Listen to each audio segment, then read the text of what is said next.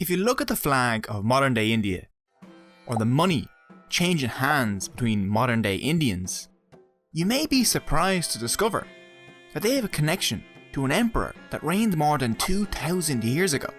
This wheel and these lions are symbols of Ashoka the Great, a man that shares his title with Alexander, Charlemagne, and Kanichjan Pakal the Great. But he isn't remembered for his glorious conquests, but rather for turning to the path of peace when violence probably would have served him better. He is one of, if not the only, powerful leader in world history that tried to conquer by way of morality.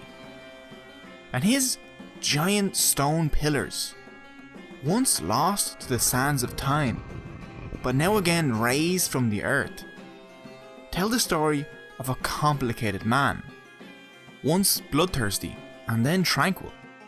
A man that transformed Buddhism from a small Indian sect into a global religion. But could his entire legacy just be made up? Ancient propaganda still working today? We will look at all of that and more on this double episode on the life and legacy of Ashoka the Great.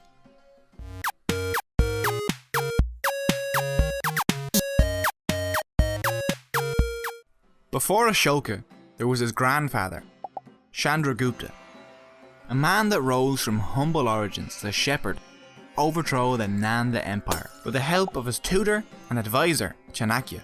He set up the Maurya Empire, which under his rule expanded over most of modern day India. Chandragupta expanded into the territory that had only recently just been conquered by Alexander the Great, and then solidified this conquest by defeating one of Alexander's successors, Seleucus, in battle. Having established one of the greatest empires in Asian and world history, Chandragupta decided to renounce all of it and spend the rest of his days meditating as a Jain monk, or so says Jain legend. His son, Bindusara, thus inherited an empire that stretched all the way from Persia to Bengal. And Bindusara probably has one of the strangest origin stories in world history. According to Buddhist legend, one of Chandragupta's wives was 7 days away from giving birth.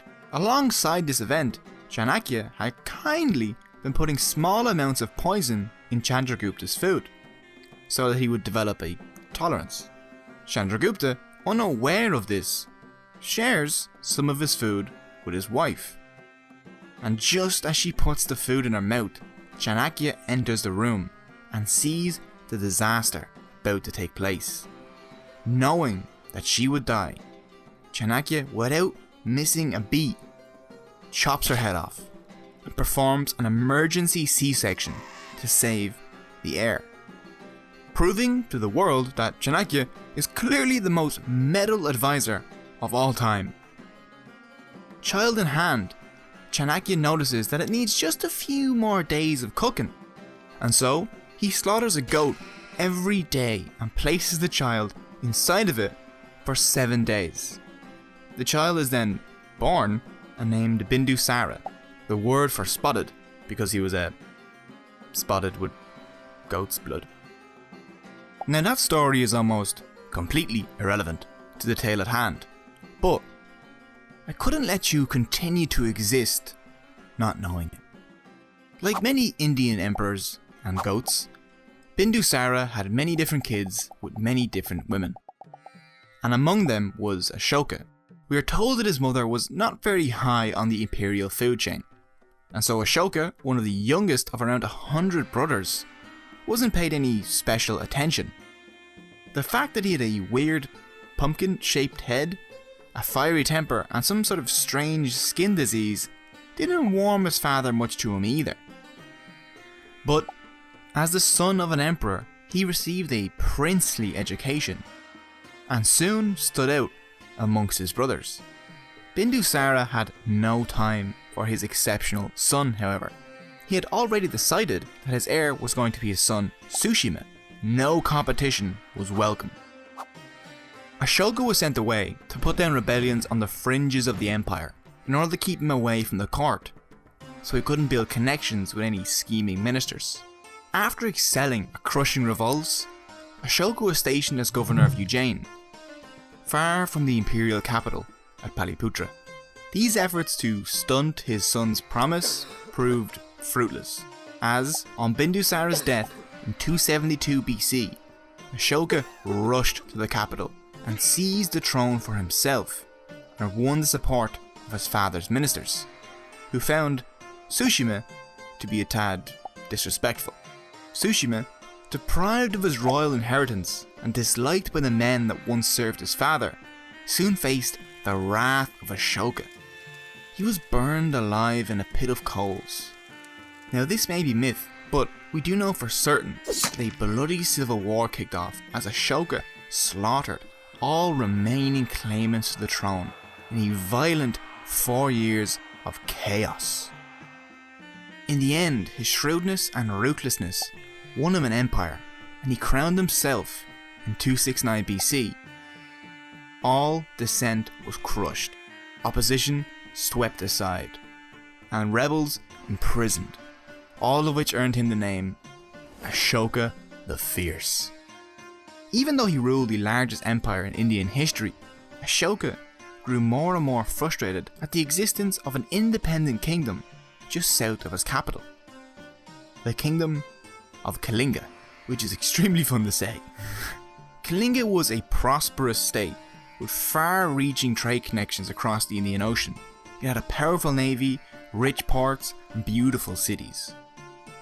This, alongside the fact that even his brilliant grandfather Chandragupta never conquered it, made Kalinga an enticing target to Ashoka the Fierce. Soldiers were readied, spears sharpened, elephants captured and trained, and in the 9th year of his reign, 261 BC, the campaign commenced. The Kalingans had an impressive army and offered stiff resistance. On the banks of the Daya River, tens of thousands of soldiers smashed against one another, swords clashing against armour, thousands of horses' hooves beating the earth, kicking up dust, breaking spears and helmets underfoot, as elephants charging through lines of panicked men caused chaos and madness, their roars drowned in the cacophony of battle noises. Ashoka, in the thick of the mayhem, struck down Kalingan after Kalingan with his signature brutality. As the hours dripped by, the corpses of man and beast began to pile upon each other. The Kalingans were crushed. 100,000 dead, 150,000 more taken as prisoners, and there on the battlefield, the victorious Ashoka walked amongst the corpses, the death caused by his order. Entering the city, he watched as orphans and women wept, as families frantically tried to salvage what was left, and countless innocents that were now destitute. Kalinga was crushed, and as his men praised their great conquering emperor, Ashoka thought to himself, if this is victory, what then is defeat?